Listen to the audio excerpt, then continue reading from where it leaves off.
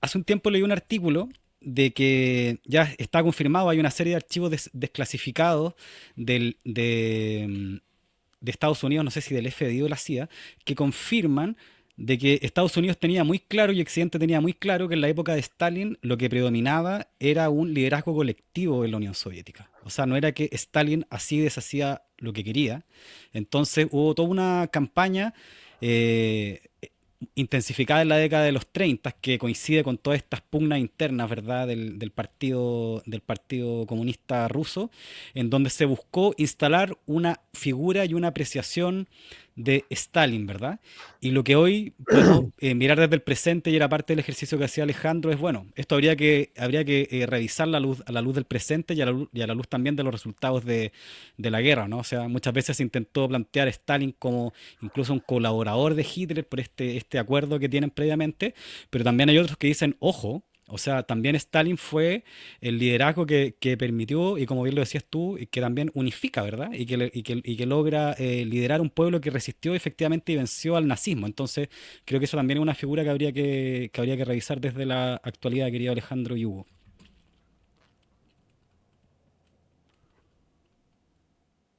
Hugo, ¿estáis muteado? Sí, sí. Ahí sí. No, no, es decir, yo el otro día leía una correspondencia entre Stalin y su mujer, ¿tá? Que es sumamente emotiva, pero y da cuenta de la austeridad, de la probidad de Stalin, ¿ah? Que tenía a su mujer viviendo prácticamente, ¿ah? No estaba en Moscú, estaba en otro lado, estaba ella haciendo los cursos de posgrado, y ella le pedía si le podía mandar algún dinero para poder movilizarse, ¿ah? Porque no tenía recursos, ¿ah? Económicos para poder ir a la universidad. ¿Ah? Entonces, uno que piensa, estamos en presencia como este estereotipo que han montado de un dictador, de un sujeto omnipotente, un ser supremo, ¿ah? Y él manejaba todo con tal austeridad, rigor, ¿ah? Probidad, sus asuntos personales y también de Estado, ¿ah?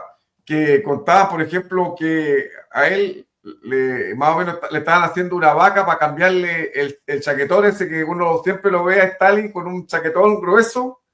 ¿Ah? Él nunca se lo cambió, él nunca quiso que le hicieran uno nuevo. ¿Ah? E incluso sus colaboradores le insistían de que se comprara uno nuevo, que poder cambiárselo. Y él nunca quiso cambiárselo, era el mismo chaquetón que siempre había estado. ¿Ah? Entonces, uno lee esa correspondencia, lee esa historia y uno de verdad se da cuenta de que toda esa caricatura que han armado de Stalin es una mentira horrorosa como tantas otras mentiras que arman los gringos. Y de hecho los mismos gringos son los que después desmitificaron, es decir, todo este mito horroroso que la misma CIA sabía que todo lo que estaban diciendo era mentira, pero que era necesario decirla, ¿verdad? Entonces los mismos documentos desclasificados, pues ahí está, por ejemplo, ese que tiene puesto ahí en pantalla. La CIA no consideraba a Stalin un dictador, es eso, porque efectivamente ellos se dieron cuenta de que al interior había un ejercicio colectivo del poder. Y claro, para ellos era inaceptable aceptar que había una forma distinta de hacer política que tenían en la Unión Soviética y no podían aceptar de que este hombre, Stalin, no era esa figura diabólica ni horrorosa que ellos pintaban, sino que al contrario, era un ser humano común y corriente. Es decir, común y corriente no lo era, pero que vivía la vida como un hombre común, ¿ah? Sin ningún halago, incluso no le gustaban tampoco los halagos, no le gustaban que lo sobredimensionaran. ¿Ah? Era una figura totalmente distinta a lo que esta caricatura nuevamente hollywoodense se hace de Joseph Stalin. Alejandro. Sí, bueno, yo creo que la historia va a demorarse un poco en... Hay una corriente de estudiosos que están revisando la personalidad de Stalin, el papel de Stalin. Eh, es cierto, yo creo que es innegable que hubo en ese periodo en que la Unión Soviética estaba construyendo aceleradamente su potencial industrial. Fíjate que el Producto Bruto de la Unión Soviética se multiplicó 5 veces en el plazo de 20 años, en los planes quinquenales, superando los planes quinquenales, sabiendo que no solo que se necesitaba industrializar el país para efectivamente hacer una sociedad socialista, porque la sociedad socialista, si nos vamos al marxismo, nace del desarrollo máximo de las fuerzas productivas, no de la pobreza. No nace el socialismo, de acuerdo a las tesis marxistas, de sociedades semifeudales. Por tanto, la industrialización acelerada era para construir esta sociedad y segundo, para poder defenderse de lo que ellos sabían que iba a venir, porque ya había ocurrido. El año 19 países intervinieron en la Unión Soviética, no se llamaba Unión Soviética, la Rusia soviética, para derribar la revolución bolchevique. Por tanto, cuando uno lee de Stalin, es algo que a mí me llama la atención. Yo no pongo, porque no sé, en duda lo de las purgas, creo que le hicieron mucho daño, creo que hubo represión injustificada, creo que hubo paranoia, creo que la hubo. Pero cuando a nosotros nos pintan un personaje que se pasaba todo el santo día en los pasillos del Kremlin con Beria, con Yeshov, con los otros, conspirando para matar a otros compañeros de lucha de ellos mismos, para ver a quién metían preso y a cuántos millones mandaban al Gulag, es un poco absurdo. Estaban metidos en el proceso de industrialización más espectacular del siglo XX, tal vez solo superado por el proceso de industrialización china de los últimos 40 años. Entonces estamos en procesos que yo creo que se podrían tratar de equiparar en cuanto a cómo se organiza la sociedad para hacer esos desarrollos, desde perspectivas, claro, distintas, pero el papel de Stalin está siendo revisado porque, por ejemplo, cuando invaden los alemanes a la Unión Soviética el 22 de junio de 1941, Stalin no habló al pueblo hasta después de 3 días. El que habló fue Molotov, el canciller. Y entonces, desde entonces se han dicho las especulaciones de que Stalin se fue a encerrar llorando en su dacha, en su parcela fuera de Moscú, que no hallaba qué hacer, que bueno. Zhukov, el héroe, el gran héroe militar de la Gran Guerra Patria, explicó en su memoria que Stalin no se presentó porque estuvo esos 3 días, día y noche, trabajando con los ministros de la industria, con los ministros del transporte, con los militares, con todos los elementos del gobierno para organizar la resistencia a esta Blitzkrieg, este ataque relámpago de Alemania que avanzaba prácticamente sin oposición.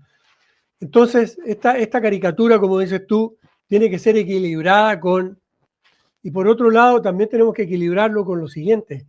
Me quedo con la frase de Primo Levi, el famoso escritor italiano judío, quien escribió estos libros sobre Auschwitz, donde él fue sobreviviente.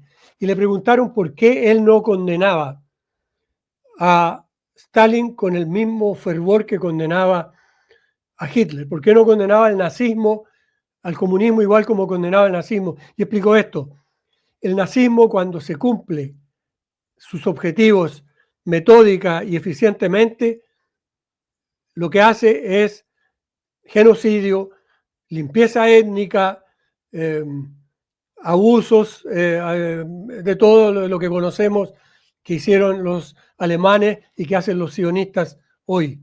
En cambio, dijo, cuando el socialismo se cumple exactamente como está pensado, produce todo lo contrario.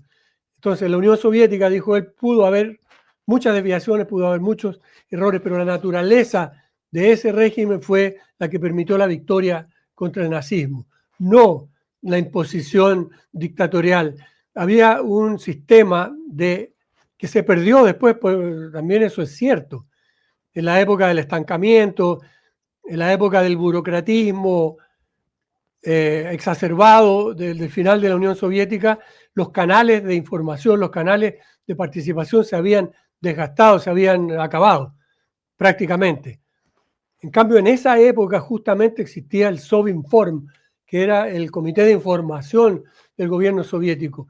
Y su papel era tener a todo el mundo y al partido principalmente, y los soviets, como los mecanismos de las arterias del sistema, informados y participando en las decisiones que iban a permitir, por ejemplo, cuántas personas de cada aldea, de cada pueblo, de cada grupo social iban a reemplazar a los hombres que iban a la guerra, cómo se iba a organizar el trabajo, dónde iban a vivir, qué iban a comer. Por ejemplo, en Leningrado, 3 años con un sitio parecido al que le están haciendo ahora a los palestinos en Gaza. 3 años. La gente moría de hambre y de inanición caminando por la calle. Un pedacito de pan para cada uno era todo lo que comían. Y los panfletos nazis, igual como los sionistas lo hacen ahora, diciéndole a la población de Palestina que se alcen contra Hamás, que lo llevó a esta tragedia, hacían lo mismo en Leningrado, que se rebelaran contra el poder soviético que los había llevado a esta situación de tragedia total, de catástrofe humanitaria. Y no funcionó. No funcionó porque estaban apuntándolos con fusiles, o no funcionó porque cada ciudadano de Leningrado, yo tengo testimonios directos porque uno de mis grandes amigos rusos, soy un oficial herido que le cortaron una pierna en la guerra, su abuela vivió el sitio de Stalingrado y me contaba la historia de su propia abuela que a los 13 años tuvo que hacerse cargo de su familia porque su abuelo, un ingeniero famoso que le ofrecieron irse de Leningrado porque era muy importante para la industria y él dijo, no, tengo que ir a combatir. Esa gente es la que defendió el país. No fueron oficiales arrogantes ni destacamentos militares forzados a punta de bayoneta para ir a pelear una guerra que no era la de ellos.